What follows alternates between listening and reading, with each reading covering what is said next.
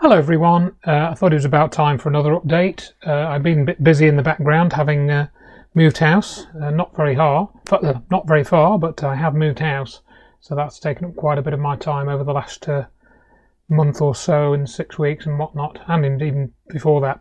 Anyway, starting off, I have just been sent this. You can see it was published at the beginning of last month, almost a month ago, the 9/11 timeline. And this has come up on the Corbett report. Now, this brought back a few memories because I first came across this, I think, in 2004 or 2005. And I don't know whether he's mentioned on here. Let me just search for the name. No, he doesn't seem to be mentioned on here. Paul Thompson was originally created this 9/11 timeline, and I remember him being a speaker at Jimmy Walter's original event called Confronting the Evidence back in 2004, when I was still embedded in the bombs in the building scenario and all of that malarkey.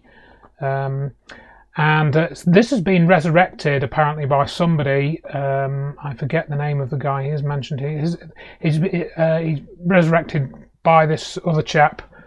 He's mentioned in this video. Anyway, you can watch this video, and it was, I think, Elsa, who had did the Truth Summit, Elsa Scheider, she mentioned it actually. I think it was her that sent it to me, and she asked me about it, and I basically wrote to her and said, well, look, you know, if you look at this, it's just mostly irrelevant now. You know, a lot of the people that mentioned it are either out of office or they're dead or something. There's no mention of Dr. Judy Wood's research in this timeline, no mention of her court case, nothing about that, nothing about SEIC. So it's all basically, you know, just not very interesting now, really, not very relevant. So that's what I told Elsa, and I mentioned that James Corbett has been a gatekeeper as regards 9/11 research, and so Elsa actually posted that. I know, looking at the comments here, I don't know who this is, but yeah, they posted a link to Dr. Judy Wood's research on some stupid comment there from some anonymous poster. So yeah, have a look at that if you want. It's just, again, it's just another regurgitation and recycling of irrelevant material, as far as I'm concerned. And I was glad that Elsa sort of signposted people, and she decided. I just sent her the email, and she decided to publish it on her Substack. So that was, I was pleased about that. And then also, while I'm on the subject of Elsa Scheider, she has reposted some of the Truth Summit interviews that I did. I think it was either 2023 or 2024, and she's also reposted the ones with Dr. Rainer Fuelnick. Now, he's been, of course, on the ropes for the last couple of years. It's pretty terrible what's happened to him, and I think things have got a little bit better for him. He's been moved to another prison, which he shouldn't even be in anyway. So there's been slight improvement, but he's been treated really awfully and brutally, in fact, and subjected to sort of physical, almost torture, really, from what I understand. But apparently things are getting a bit better, and he's trying to file a counter criminal claim, apparently, although I haven't studied that in detail. So yeah, Elsa republished the interview with me, which I think was done almost 2 years ago. I don't know whether she put the original date on here, but she tells us sort of that interview is pretty good, actually. It covers quite a lot of how I got into all of this and sort of micro progression through it and stuff.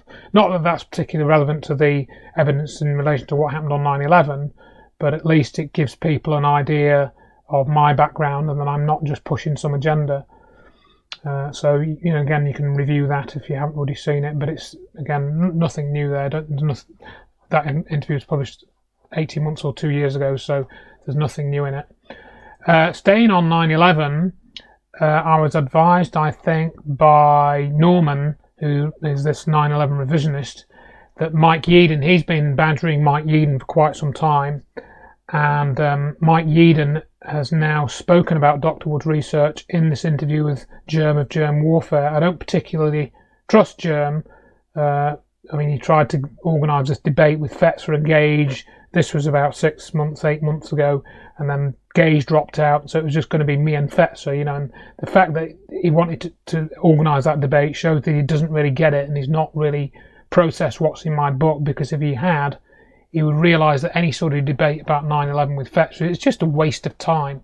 The guy is just a rabid suppressor of the truth about what happened to the World Trade Center, along with Jones, his kind of partner in crime, so to speak. So yeah, a great interview from Mike Yeadon, and he comes across with some good examples, simple examples, and it's only an hour long, so that's a pretty good listen. He only mentions 9/11, I think, for about 5 minutes, and then he goes on to other things. And then there was this other interview with Dr. Mike Yeadon posted by Oracle Films. Let's see, it was about at the beginning of July, so just about a month ago.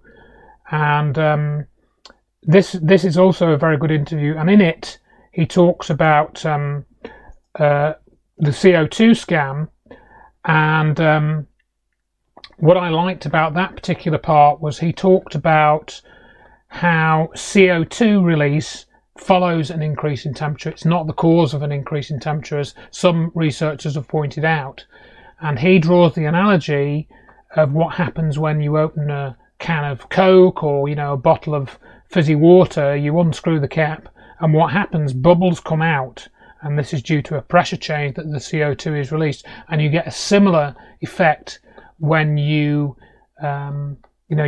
increase the temperature as well. There's a similar effect of CO2 release. You don't see the bubbles coming out in the same way, but it does cause the CO2 to release from the oceans. So that this whole idea that the oceans are warming because of CO2 is the wrong way around. And I've mentioned similar things in my climate change book. So again, you can have a listen to that interview if you wish, and read my book on climate change, which is available from checktheevidence.com free. So moving on then, staying on this sort of side of things, the conspiracy side of things, if you will. I've been following the Brigitte Macron investigation, which is kind of done originally by Xavier Poussard and another French journalist whose name I forget, but has been given prominent coverage by Candace Owens over the last 6 months, a year. I've watched quite a few of her interviews, which she's, I like her. I do like her. She has quite a long form, but I quite like her personality and her style, and her delivery is pretty good.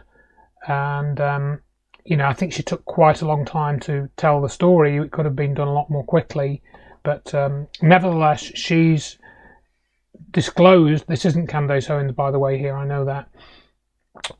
She's disclosed that she got a phone call in February from President Trump regarding her discussion of Macron, and he actually asked her to stop making the videos back then, and she was only allowed to mention that Trump had talked to her fairly recently, so you can watch that video. I haven't put it in the list here, so that's all quite interesting. But why I've got this video up, this came up on my playlist, so this is quite a good summary of the research and some of the salient things. Like this is really Brigitte Macron as a boy and the teeth, and then this was her in the 1980s before she had her teeth fixed, and this is all discussed in the video. So that's a pretty good summary. If you want to watch that, I'll leave that in the comments. And it really has gone around the world now. I mean, in the last Candace Owens episode that I watched, she talked about coverage in Malaysia, and I think in Japan somewhere they've picked it up. So her videos have really sort of had attention around the world, and I think there's been the Macrons have been put under a lot of pressure now, and they're trying to sue Candace Owens in the US courts, and it's the first time that a foreign journalist has been sued by a foreign leader, as it were, or a leader from another country has sued an American journalist. And it's all just crazy. Also, Candace Owens reports that one of the Australian ministers has banned her having an Australian visa even before she's applied for it, which is pretty extraordinary. Anyway, this dropped into my inbox in the last couple of days, and I thought this was hilarious. It shouldn't be hilarious though, but it is. Brigitte Macron to arm wrestle Michelle Obama for transgender charity. And of course, if you followed these things over the last few years, 10 years or so, you will have seen the evidence that Michelle Obama isn't Michelle Obama. She's actually, her real name is Michael somebody or other. I forget the name of it, of her previous name. But there's pictures of her showing sort of male features and things. You can find various investigations into that. And even Joan Rivers actually said that she was a transgender. And so again, we're getting a similar sort of story with Macron. And of course, there's the whole scandal with Obama's birth certificate, the investigation by Sheriff Arpaio, which I think was done in, 2012, 2013 or something. You can look into that as well. Whole controversy there. And then what I'm going to add in here is I posted this on Facebook, and Francois, he sent me an interesting link, and I'm just going to get that now, so bear with me. So Francois posted this on my Facebook profile, and it's Dimitri Legrand, and this is only 1 minute, so I'm going to let this play through. Michelle Obama is a man. Of course. Joan Rivers mentioned it publicly. No, Michelle is a I'm sorry, she's a what? a transgender. We all know. Oh my gosh. Ok, Michelle Obama est un homme. Yeah, Michelle Obama is a man, obviously. Ce qui m'intéresse, c'est pourquoi seulement Michelle? Pourquoi on ne parle pas des sœurs Williams, par exemple? De Beyoncé ou Taylor Swift? You're making me feel like I'm the man. De Grims, l'ex de Musk? Ou de son fils ouvertement trans? Ou même de sa mère? Pourquoi on ne parle pas de Kamala Harris et de sa fille?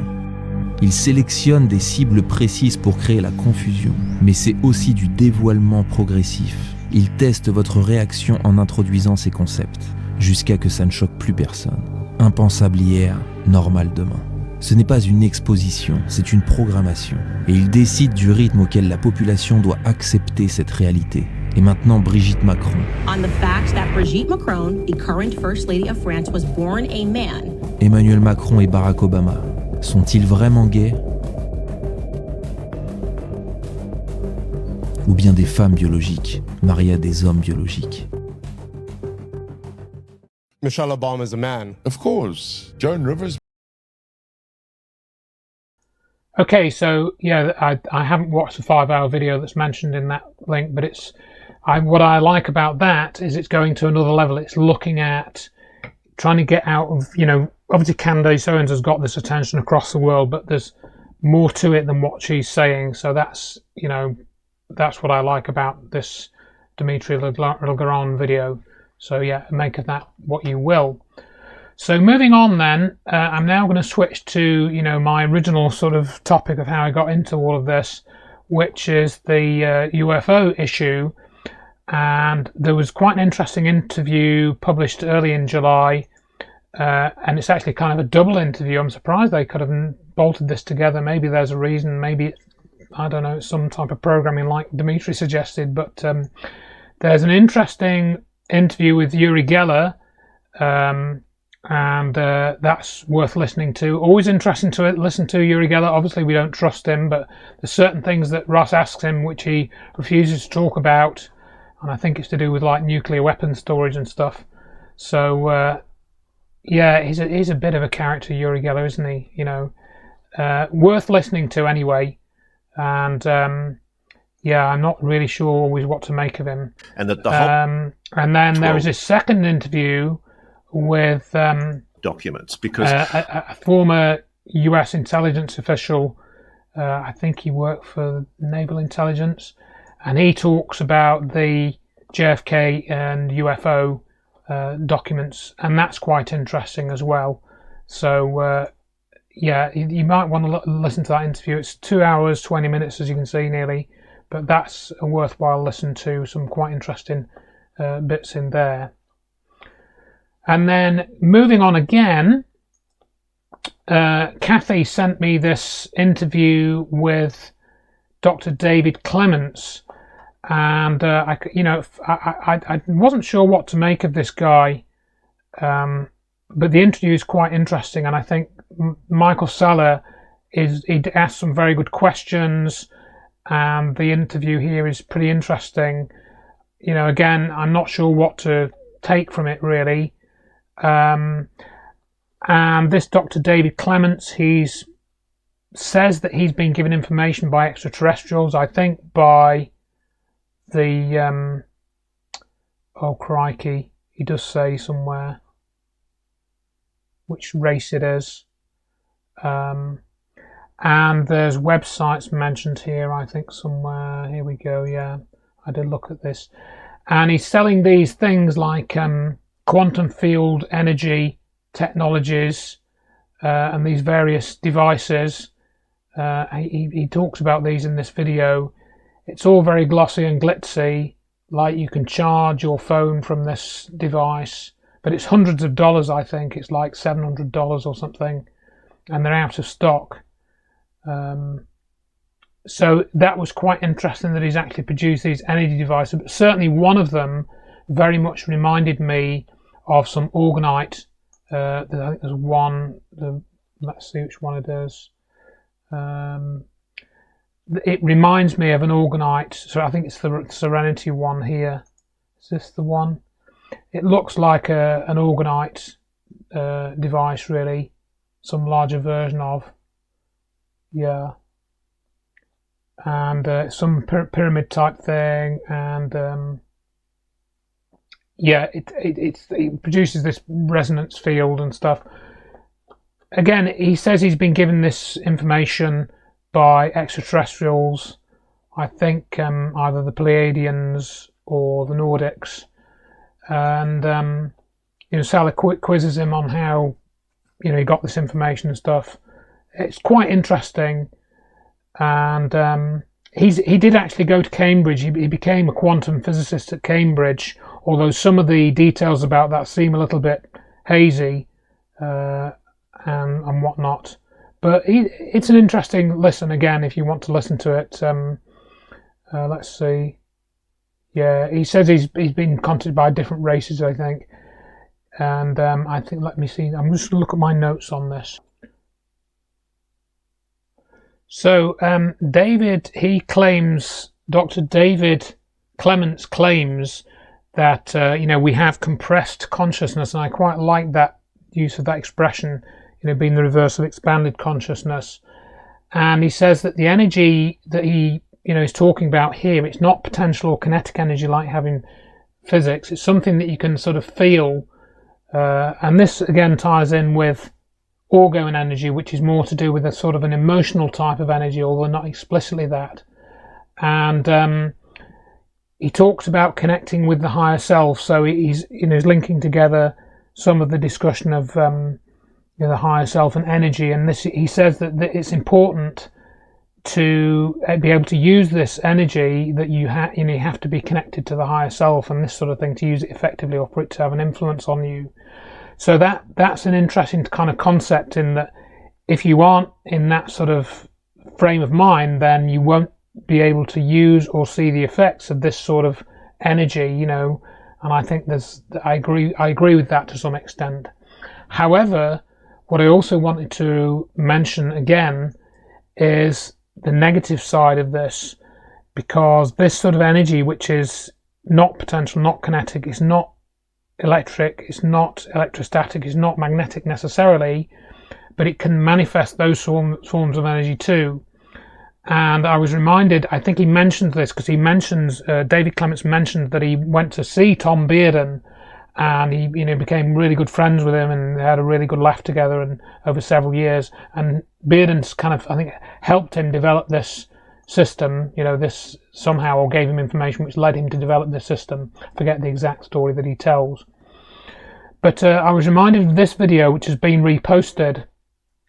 Now, I actually posted this video on my channel years ago, and then I got a copyright strike from Energetic Productions LLC, but this is still here, this video, and I'm not going to play it in case I get another strike for it. But what intrigued me in this particular video from 1985, and I pointed this out at least 10 years ago, was he talks about scalar interferometry and using these scalar energy longitudinal wave generators to manifest energy at a distance away from the transmitter. So the energy itself isn't coming out of the transmitter directly, it comes out of it manifests at the place where two beams interfere. And then I think he goes on a bit further to say, let's just scroll through and you can see the still, that this actually can be turned into a weapon system. And I think he talks about it being used mentally as well. See where there's other images that he mentioned as well. Because I think this is something very similar to what they did with the World Trade Center. You know, they were using some sort of technique like this, creating energy at a distance there. It's in the caption. And there was another picture he had. Maybe I've gone past it. Maybe it's after that one. And it says it again, it links in with telepathy and this sort of thing. So I do think that that's correct, that it's all interlinked. And some of this is covered in this video from 1985. And I think what David Clements is talking about is something very similar. But I think Bearden sort of formalised it more. And I suspect really what he was doing was he was giving out some truthful information and some false information, because he would not talk about 9/11. And I was reminded of the True TV program Death Ray that Jesse Ventura did in 2011, I think it was, or 2012, in which Dr. Judy Wood was interviewed by Jesse Ventura and Jesse Ventura's son, who I forget the name of. Jesse Ventura also went to interview Dr. Fred Bell, who mysteriously died during the filming of that episode. So, you can go and check that out. Anyway, I'm flashing up slides here. I know it's a bit distracting. But that's an interesting presentation to watch from way back in 1985. So I need to insert that Matthew Estifo, Math Easy Solutions, has been doing some great work in the background. And he's, as you see here, produced this Hutchison Effect compilation from 1988 to 1989. Now, he was able to acquire, I think, a 1 or 2 terabyte hard drive that John had got, with lots and lots of video footage on there. And so he's got this very high quality capture that he's done with some of the highlights of the levitation and the metal bending. And you will have seen some of these clips before. Most of it is without sound, but that's fine. And so this is what he's put, got this down to like 24 minutes. Some clips I'd not seen before, some I had. So that's worth a watch. And then in relation to that, MES has produced this vast playlist. I don't think he sleeps, this guy. And lots and lots of Hutchison Effect footage there. But I think some of it unedited. And, I think he's got various things here. An interview with John and the Elaine Smithers show. All kinds of stuff. And a 1996 presentation. He recently did a live stream with Gene Manning, but I didn't watch it because it was like 3 hours long. But you'll find all of this on Matthew's channel, so I'm grateful that he's managed to sort of upload all of that into YouTube, because a lot of John's videos got deleted from YouTube, and I think essentially Matthew's managed to restore some of them. So yeah, thanks to Matthew for doing all of that. And then, again, sort of to do with the energy and anti-gravity type things, Arthur sent me this interesting video about the unfinished obelisk. And again, how was this cut out? How were they going to lift this? It's broken, so they didn't lift it out. But there's some great analysis of the scoop marks around the obelisk. And this speaker here, she does a good presentation actually, and shows some of the pictures of these scoop marks. So what created these scoop marks? It wasn't chisels. You can see it's like they somehow managed to liquefy the stone or something. It's all kind of very interesting. So watch that video, because again, we're looking at changes in materials. Maybe something like the Hutchison Effect does to metal. Maybe you can do it to rock as well and make the rock kind of partly jellyfy and then scoop it out like this. But obviously you need to keep it solid too to have a solid obelisk. And she shows these marks on other things, not just on the obelisk as well. So that's another interesting video. And then while we're on the subject of the unfinished obelisk, I think I didn't know about that thing until Lloyd Pye mentioned it in one of his talks. And he asked the question, how did they cut it out of the ground? And then somebody else, I think it was Tom Farrar, Tom Tooley sent me this, said Lloyd Pye claims we are flawed, damaged and ethically engineered species who are ill fit for this planet. Yes, agree with you, we don't have sin, but we are full of flaws. How do we fix this? And this Chuck Swindoll, he agrees with Tom Tooley, but I think he basically says, well, our bodies may be genetically engineered and stuff, and we may be imperfect vessels, but I think what he basically argues is that that's all irrelevant because we're still conscious beings, and that's the way that we behave as conscious beings is more important than any physical flaws that we might have. He doesn't say it like that, but I quite liked his answer, so you can have a listen to that if you want. That's quite interesting to do with your attitude to who you are and any issues that you may have with your body, whether that's because of illness or whatever, or because of we were created by another race and created imperfectly. So again, make of that what you will. And then finally, here I'm just going to mention that I've revisited this after many years. Now I had to go back into the Internet Archive because I've done a little bit of work on my consciousness book, which I'm still having trouble sort of finishing really because I've had so much other stuff going on.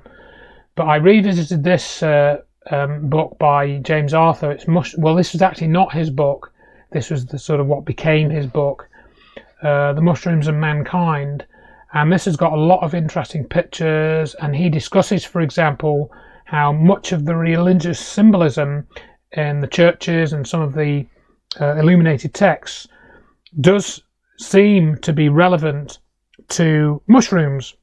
And things like the discussion of manna and the behavior of manna in the Bible, you could argue that the way that manna is described in its appearance could be mushrooms, and so people were gathering mushrooms, and these weren't any old mushrooms, of course. They were things like a man-eater muscaria, which I think is shown at the bottom here somewhere, which is this has there it is, a psychedelic. It has psychedelic inducing compounds in it. People that took the mushrooms, they were the ones that connected with God because they experienced higher consciousness. And this symbol in the Catholic Church, the symbolism of the cup, such as is on the Catholic communion robe, is purported to be symbolic for the communion only in the sense that the priest has the authority to turn wine to blood or bread to body.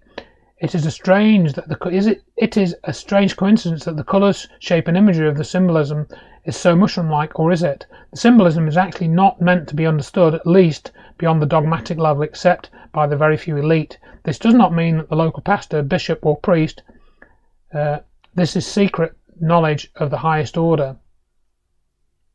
So they're talking about secret knowledge, and that many of the sort of symbols in the church in relation to religious ceremonies are actually to do with psychedelics, because that is a way that you can, as I say, experience higher consciousness, get this impression of talking to God, etc. And so this is what they tell you need, but they don't tell you it's a mushroom or another psychedelic substance.